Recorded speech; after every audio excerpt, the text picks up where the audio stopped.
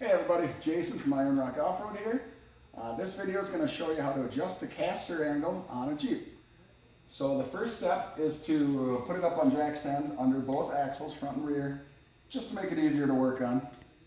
Next we run a string level from the exact center of the front axle to the exact center of the rear axle and leveled it perfectly front to rear. Next up we're going to use an angle finder right under the axle seat, and that'll tell us our caster angle.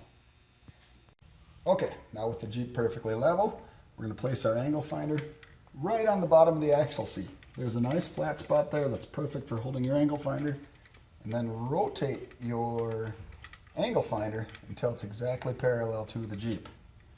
Take a look at the number, that is your caster angle. Now this Jeep's sitting at about 2.5 degrees, so we need a little bit more caster.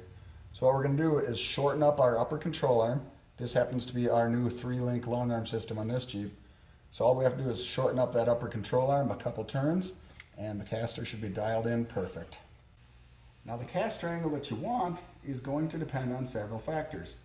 One of them being the lift height of your Jeep, the other one being your front drive shaft angle. If you have a high pinion front axle, you can get away with a little bit more caster. If you have a low pinion front axle like this Jeep, you're going to have to run a little bit less caster just to keep your front drive shaft happy. If you give it too much caster, you could get a driveline vibration, and if you don't have enough caster, it's not going to drive down the road very well. The way you adjust your caster angle is going to depend on your Jeep and the way you have it equipped. So if you have adjustable upper control arms, that's the best way to adjust the caster. Adjust the length of those upper control arms, change the caster angle. If you have fixed upper control arms and adjustable lower control arms, that works for adjusting caster, but it will also move your axle front to rear. If you have an Iron Y, it has a super slick caster adjuster.